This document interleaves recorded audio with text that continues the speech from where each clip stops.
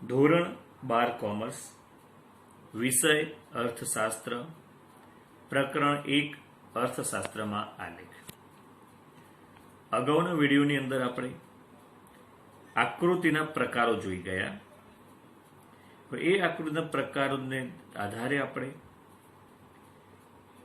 આકૃતિ કેવી રીતે દોરાય તે આપણે જોઈશું. આજે આપણે આ અભ્યાસક્રમની અંદર ખાસ સ્તંભાકૃતિ તેનો અભ્યાસ આપણે કરવાનો છે. તો સૌપ્રથમ જોઈએ આપણે કે સ્તંભાકૃતિના કેટલા પ્રકાર છે. તો સ્તંભાકૃતિના 3 પ્રકાર છે: સાદી સ્તંભાકૃતિ, પાસ પાસે સ્તંભાકૃતિ અને વિભાજિત સ્તંભાકૃતિ. તો સૌપ્રથમ આપણે સાદી સ્તંભાકૃતિ કેવી રીતે દોરાય તે જોઈએ. આપણે તો જ્યારે આપણને અસતત પ્રકારની માહિતી આપી હોય તો તે વખતે આપણે સાદી સ્તંભાકૃતિ દોરીએ છીએ. અહીં તમારે ખાસ ધ્યાનમાં રાખવાનું છે કે આપણને જે માહિતી આપી હોય એમાં એક્સ ધરી પર ક્ષેત્ર અને સમયગાળો ધ્યાનમાં લેવાનો છે, જ્યારે વાય ધરી ઉપર ચલનું મૂલ્ય દર્શાવવાનું છે. તો અહીં આપણને જે માહિતી આપી છે તેને આધારે સ્તંભાકૃતિ દોરીશું. તો આપણી પાસે એવી માહિતી છે, આપણને વર્ષ આપેલા છે અને એ વર્ષ અનુસાર કુલ વસ્તીના કેટલા ટકા વસ્તી શહેરમાં રહે છે તેની માહિતી આપી છે. તો એને આધારે આપણે સ્તંભાકૃતિ દોરવાની છે. તો 1951માં કુલ વસ્તીના 25% વસ્તી શહેરમાં રહે છે. 1961માં કુલ વસ્તીના 30% વસ્તી શહેરમાં રહે છે. એમ જોતા જઈએ તો છેલ્લે 2001માં કુલ વસ્તીના 45% વસ્તી શહેરમાં રહે છે. તો આ માહિતીને આધારે આપણે સ્તંભાકૃતિ દોરવાની છે. તો તેનું જોઈએ તો સૌથી પહેલા સૌપ્રથમ એક્સ ધરી અને વાય ધરી. તો અહીં એક્સ ધરી ઉપર વર્ષ આપણે દર્શાવ્યા છે અને વાય ધરી ઉપર શહેરી વસ્તી ટકામાં દર્શાવી છે. તો અહીં આપણે સ્કેલ માપ નક્કી કરતી વખતે એ જોવાનું કે આ 1 ચોરસ સેન્ટીમીટર બરાબર કેટલા ટકા લેવા. તો એના માટે આપણે જોઈ લેવાનું કે જે માહિતી આપી હોય તેમાંથી મહત્તમ માહિતી કેટલી છે. તો મહત્તમ ટકાવારી કેટલી છે. તો અહીંયા આપણને કીધું છે કે 2001ની અંદર 45% વસ્તી શહેરમાં રહેતી હતી. તો એટલે મહત્તમ છે 45. તો અહીં આપણે 1 ચોરસ સેન્ટીમીટર બરાબર એટલું માપ લેવાનું છે કે જેથી કરીને આપણો આલેખ યોગ્ય સ્કેલ માપ દ્વારા દોરાય. તો અહીં આપણે 1 ચોરસ સેન્ટીમીટર બરાબર 5% વાળી લઈએ તો એનું વિભાજન કરીએ 45નું 5% વિભાજન દ્વારા, તો આપણને 9 ચોરસ સેન્ટીમીટર જેટલો આપણો આલેખ થશે. તો અહીં આપણે 1 ચોરસ સેન્ટીમીટર બરાબર 5% લઈશું. ત્યારબાદ એક્સ ધરી ઉપર વર્ષ. તો સૌ પ્રથમ 1951ની 25% વસ્તી શહેરમાં રહે છે.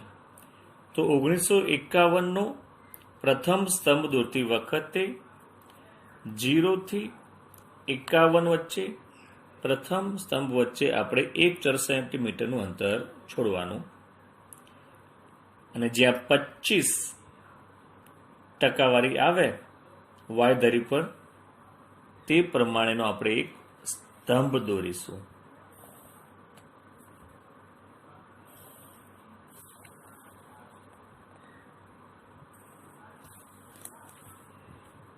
જોયું આપણે આ 1 ચોરસ સેન્ટીમીટર. તેવી જ રીતે 1961ની માહિતી આધારે સ્તંભ દોરતી વખતે પ્રથમ સ્તંભથી બીજા સ્તંભ વચ્ચે પણ પ્રથમ જે અંતર છોડેલું હોય તે જ અંતર આપણે છોડવાનું. 1961 તો 1961 ની અંદર 30% વસ્તી છે, તો વાય ધરી પર 30% આવે ત્યાં સુધીનો બીજો સ્તંભ દોરીશું આપણે.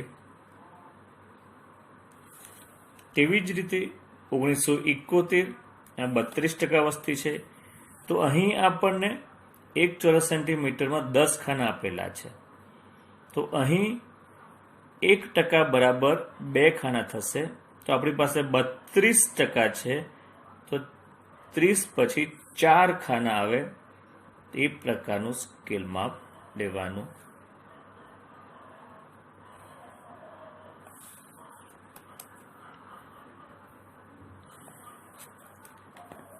ઓગણીસો 35% છે, તો 5 એક્સ ધરી પર વાય ધરી પર 35% આવે ત્યાં સુધીનો સ્તંભ દોરવાનો.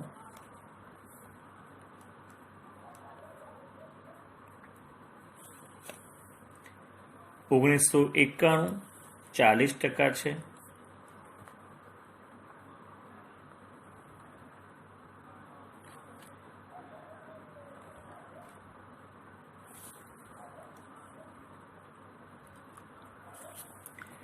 બે 2001 45% છે,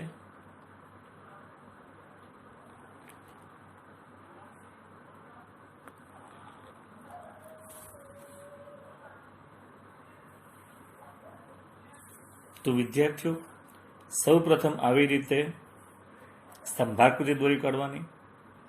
ત્યારબાદ અહીંયા ગ્રાફના ખૂણા પર આપણે સ્કેલ રજૂ કરીશું. સ્કેલ તો એમાં લખવાનું આપણે સૌ પ્રથમ એક્સ ધરી. તો એક્સ ધરી પર આપણે શું લીધું છે, તો એક્સ ધરી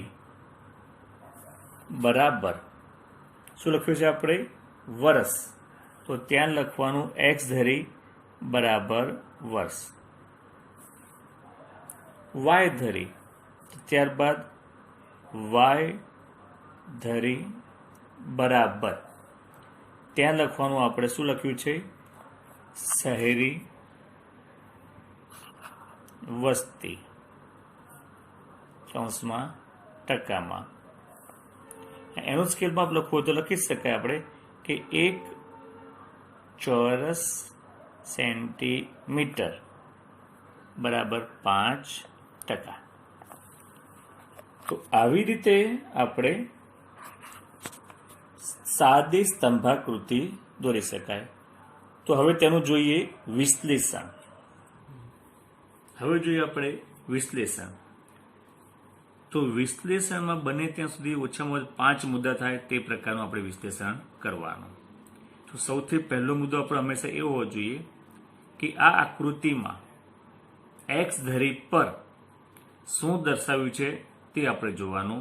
તો આપણે અહીં લખી શકીશું કે આ આકૃતિમાં એક્સ ધરી પર વર્ષ દર્શાવેલ છે. સૌથી પહેલો મુદ્દો એ હોવો જોઈએ આપણો. ત્યારબાદ બીજો મુદ્દો, તો બીજા મુદ્દાની અંદર આપણે વાય ધરી પર શું દર્શાવ્યું છે તે લખવાનું. તો કે આ આકૃતિમાં વાય ધરી પર કુલ વસ્તીમાં શહેરી વસ્તીની ટકાવારી દર્શાવેલ છે. બરોબર, ખાસ ધ્યાનમાં રાખેલું લોકોનું હંમેશા પહેલા 2 મુદ્દા આપણા એક્સ ધરી અને વાય ધરીના લખવાના. ત્યારબાદ ત્રીજો મુદ્દો, તો અહીં એ આપણે ત્રીજા મુદ્દાની અંદર આપણે દરેક વર્ષની સરખામણી કરીને જોઈ શકીએ છીએ કે શહેરી વસ્તીમાં હંમેશા વધારો થતો આપણને જણાય છે. તો ત્રીજો મુદ્દો આપણે એ બનાવવાનો કે 1951 થી સતત શહેરી વસ્તીમાં વધારો થતો જોવા મળે છે. ત્યારબાદ ચોથો મુદ્દો, તો ચોથો મુદ્દો દોરતી વખતે એ જોવાનું આપણે કે સતત વધારો તો થાય છે, પણ સરેરાશ કેટલા ટકા વધારો થાય છે. તો અહીં આપણે વસ્તીની ટકાવારીને આધારે જોઈ શકીએ છીએ કે એવરેજ કે સરેરાશ આપણને 51 થી 61 5%, 61 થી 71 2%, 71 થી 81 3%, 81 થી 91 5%, 91 થી 1 5%. એટલે કે એવરેજ જોવા જઈએ, સરેરાશ જોવા જઈએ તો અહીં સરેરાશ 5% વસ્તી વધારો, શહેરી વસ્તીમાં વધારો થતો જોવા મળે છે. ત્યારબાદ પાંચમો મુદ્દો, જો આપણને અહીંયા આગળ માહિતીનો સ્ત્રોત આપેલો હોય તો ખાસ આ માહિતી કયા સ્ત્રોતમાં લેવામાં આવેલી છે તે જણાવો. તો અહીં આપણને કીધું છે કે આ માહિતી ભારતની વસ્તી ગણતરીમાંથી દર્શાવે છે. તો ભારતીય આંકડાશાસ્ત્ર સંસ્થાન દ્વારા જે વસ્તી ગણતરી કરવામાં આવે છે તેમાંથી આપણને આ માહિતી પ્રાપ્ત થઈ છે. તો છેલ્લો મુદ્દો આપણો એ કે આ માહિતી ભારતની વસ્તી ગણતરીમાંથી મળેલ છે. તો આવી રીતે આપણે સાદી સ્તંભાકૃતિ દોરીને તેનું વિશ્લેષણ કરવાનું છે.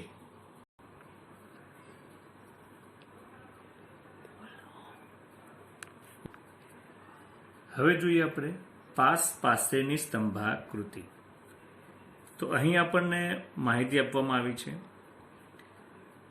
ક્ષેત્ર એટલે કે વ્યાવસાયિક માળખાને 3 ભાગમાં વહેંચવામાં આવે છે: કૃષિ, ઉદ્યોગ અને સેવા.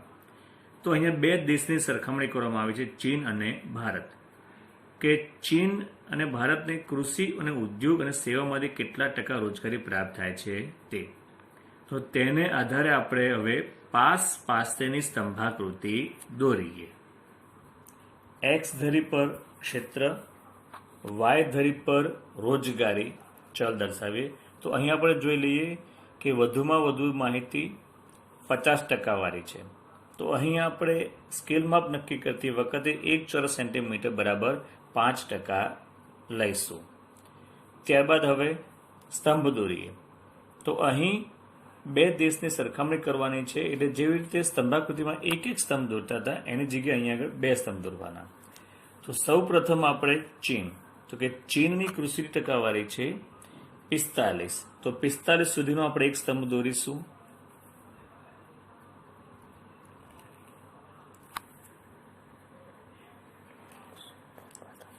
ત્યારબાદ એને અડીને જ ભારતની કેટલી ટકાવારી કૃષિની તે જોઈએ તો એની 50% વાળી છે, તો એને અડેલો જ બીજો સ્તંભ દોરીશું.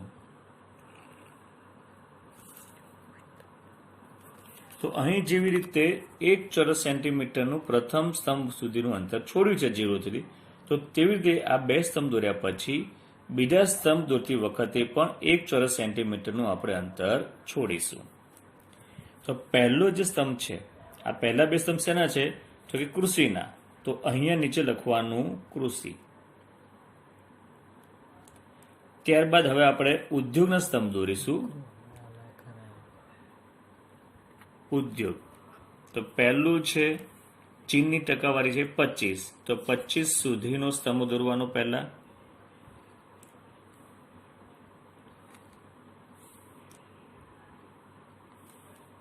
ત્યારબાદ ભારત. તો કે ભારતને ઉદ્યોગમાંથી 20% રોજગારી પ્રાપ્ત થાય છે, તો 20% સુધીનો સ્તંભ દોરવાનો. ત્યારબાદ છે સેવા. તો અહીં પણ સેવાના સ્તંભ દોરતી વખતે પણ પ્રથમ જેટલું અંતર છોડીશું તેટલું જ અંતર આ બીજા વખતે પણ છોડીશું. તો ચીનમાં સેવામાંથી 30% રોજગારી પ્રાપ્ત થાય છે અને ભારતમાં પણ 30% રોજગારી પ્રાપ્ત થાય છે. એનો મતલબ એ થયો કે ભારત અને ચીનમાં બંનેને સેવામાંથી 30% રોજગારી પ્રાપ્ત થાય છે. અહીં આપણે ભારત અને ચીન વચ્ચે વ્યવસાયિક માળખામાંથી કેટલી રોજગારી પ્રાપ્ત થાય છે તે જોયું. અહીં આપણે હવે જ્યારે 2 સ્તંભ છે આપણી પાસે, તો કયો સ્તંભ ચીનનો છે અને કયો સ્તંભ ભારતનો છે તે કેવી રીતે જાણીશું? તો તેના માટે સ્કેલ માપ ઉપર અહીંયા આગળ સૌપ્રથમ આ 2 ચોરસ દોરીશું આપણે. તો પહેલું માપ શેનું હતું? આપણે ચીનનું. તો ત્યાં આગળ એક પ્રકારની જે ડિઝાઇન કરીશું આપણે ચીન, તો ત્યાં લખવાનું ચીન અને બીજું ભારતનો સ્તંભ છે એને આપણે કોરું રાખીએ. તો એ પ્રકારે અહીંયા આગળ આપણે ડિઝાઇન કરી દેવાની ચીનની અંદર. તો દરેક પ્રથમ સ્તંભની અંદર આપણે ડિઝાઇન કરીને બીજા સ્તંભથી જે અલગ છે તે દર્શાવવાનો આપણે પ્રયત્ન કરવાનો. આ માત્ર ક્યારે કરવાનું? જ્યારે પાસેની સ્તંભાકૃતિ હોય ત્યારે. એટલે કે બે માહિતી હોય, બે દેશની માહિતી આપેલી હોય, તે વખતે એક માહિતીની બીજી માહિતી જુદી કરવા માટે આવી રીતે આપણે સ્તંભને અલગ પાડીશું. ત્યારબાદ સ્કેલ લખીએ તો ફરીથી સ્કેલની અંદર એક્સ ધરી, તો કે એક્સ ધરી બરાબર ક્ષેત્ર. તેવી જ રીતે વાય ધરી, તો કે વાય ધરી બરાબર રોજગારી. તો ત્યાં આગળ લખી શકીએ કે 1 ચોરસ સેન્ટીમીટર બરાબર 5%. તો આવી રીતે વિદ્યાર્થીઓ તમારે સૌ પ્રથમ સ્તંભાકૃતિ એટલે કે આ પાસે સ્તંભાકૃતિ દોરવાની છે. અને હવે આનું વિશ્લેષણ કરીએ આપણે. તો વિશ્લેષણ પહેલું મેં કીધું પ્રમાણે હંમેશા પ્રથમ મુદ્દાની અંદર કે આ આકૃતિમાં એક્સ ધરી પર ક્ષેત્ર દર્શાવેલ છે. એટલે કે પહેલો મુદ્દો એક્સ ધરીનો હોવો જોઈએ. બીજા મુદ્દામાં શું છે? તો વાય ધરી પર, તો કે આ આકૃતિમાં વાય ધરી પર રોજગારીની ટકાવારી દર્શાવેલ છે. સૌપ્રથમ આ બે મુદ્દા કર્યા પછી બાકીના 3 મુદ્દાની અંદર કૃષિ, ઉદ્યોગ અને સેવા. તો ચીન અને ભારતમાં આમાં કેટલા ટકા રોજગારી પ્રાપ્ત થાય છે તે જોઈએ. તો કે ભારતમાં ચીન કરતા કૃષિમાંથી રોજગારી વધારે મળે છે. એટલે કે ચીનમાં કુલ વસ્તીના 45% રોજગારી મળે છે, જ્યારે ભારતમાં 50% લોકોને કૃષિમાંથી રોજગારી પ્રાપ્ત થાય છે. ત્યારબાદ ઉદ્યોગ, તો કે એની સરખામણી જોઈએ તો કે ચીનની અંદર ઉદ્યોગમાંથી વધારે લોકોને રોજગારી પ્રાપ્ત થાય છે, એની સામે ભારતમાં ઓછા લોકોને રોજગારી પ્રાપ્ત થાય છે. તો એ જોવાનું આપણો ચોથો મુદ્દો કે ભારતમાં ચીન કરતા ઉદ્યોગમાંથી રોજગારી ઓછી મળે છે. અને છેલ્લો સેવાકીય, તો કે સેવાકીય ક્ષેત્રમાંથી કેટલી રોજગારી પ્રાપ્ત થાય છે? તો અહીં ચીન અને ભારત બંને દેશને સેવાકીય ક્ષેત્રમાંથી એક સરખી રોજગારી પ્રાપ્ત થાય છે. તો આવી રીતે આપણે સાદી સ્તંભાકૃતિ અને પાસે સ્તંભાકૃતિ દોરવાની છે, જે આપણને 5 માર્કની છે. 2.5 માર્ક આકૃતિના હોય છે અને 2.5 માર્ક વિશ્લેષણના હોય છે. હવે આગળના વિડીયોમાં, આના પછીના વિડીયોની અંદર આપણે વિભાજિત સ્તંભાકૃતિ અને વૃત્તાંશ આકૃતિ વિશે જોઈશું. ધન્યવાદ.